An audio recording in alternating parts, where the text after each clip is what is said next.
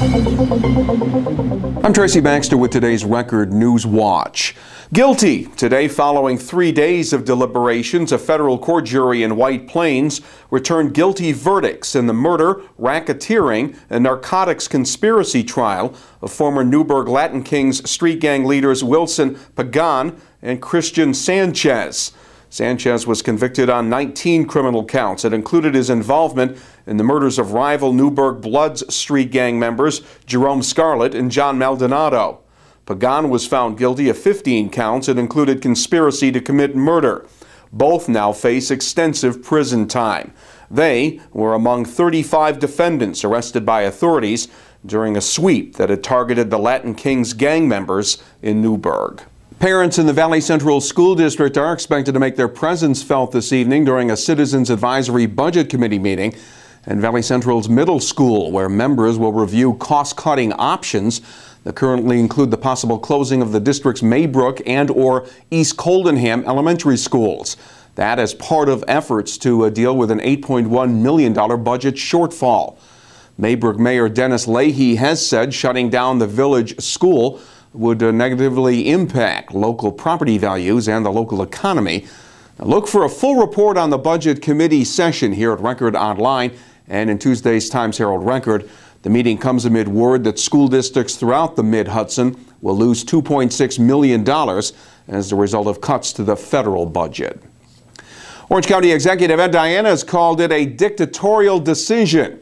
It's the decision announced by the chairman of the state's Independence Party that his party is endorsing Chestertown Supervisor Steve Neuhaus in his bid to win election to the post of county executive this year. In a written statement, Diana said he was astonished that the Independence Party chairman, Frank McKay, made his decision without interviewing all the candidates and without the input of Orange County's Independence Party members. He also called on McKay to rethink his decision. Diana's facing challenges from two fellow Republicans, Neuhaus and Warwick Town Supervisor Michael Sweeten. Orange County Executive Diana was one of a group of county leaders talking about ways of surviving the current economic climate during a get-together this morning sponsored by Mid-Hudson Pattern for Progress. Officials from Orange, Sullivan, Ulster, and Dutchess County say they're looking for ways to work together to cut costs of government that will strike a balance between programs and taxes. During what was billed as a regional leadership conversation, county officials say future sharing of services could come in areas like economic development and response to emergencies like Superstorm Sandy. And Sullivan County Legislative Chairman Scott Samuelson says he thinks non-Indian casino gaming will be coming sooner rather than later to the Catskill region. Elsewhere, Sullivan County Sheriff's deputies say a home video surveillance system caught him in the act of trying to break into a home on Creamery Road in the town of Bethel. The video helped police identify 29-year-old Anthony Baraletti of Wurtsboro as the intruder. Baraletti is well known to the sheriff's office. They say at the time of his arrest, he was out on bail for a burglary back in January in the town of Thompson, where jewelry valued at $6,000 was stolen. Baraletti now faces charges of burglary and attempted burglary and was sent to Sullivan County Jail. In Ulster County, 2 men have been charged with robbing a gas station in the town of Lloyd Sunday afternoon. State police say close to $600 was taken by a man who walked into the Hess station on Route 299 and demanded money from the register. Investigators later tracked down 22-year-old Carlos Rondon of Modena, 21-year-old Kyle Jesse of Clintondale. Both have been charged with robbery. No weapon was apparently displayed. 2 teams from Washingtonville Middle School were among the winners of Saturday's annual Odyssey of the Mind tournament at Orange Ulster Bosse's in Goshen. Last fall, teams of up to 7 students were given problems that they were challenged to solve.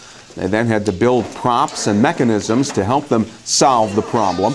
The tasks needed to include a skit or performance that were judged Saturday on their creativity and their problem-solving abilities.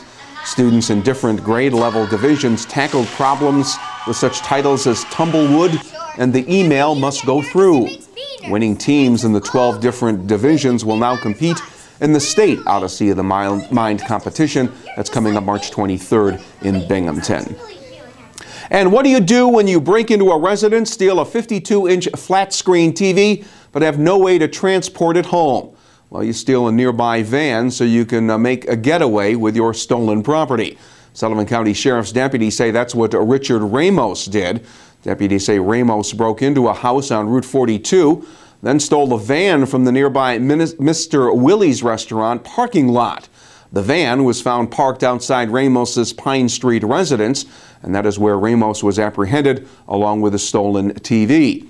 The 40-year-old Monticello man now faces charges of felony burglary and grand larceny. May start to feel a bit more like spring this week. The forecast for Tuesday calls for milder temperatures with the highs in the upper 40s under a partly cloudy sky. Wednesday will begin with sunshine, but clouds will move in later with a chance of a little rain or wet snow by evening, and temperatures Wednesday will reach the middle 40s. You'll stay on top of what's happening when you click here at Record Online and get the information you need to start your day by reading tomorrow's Times Herald Record. For Record Newswatch, I'm Tracy Baxter.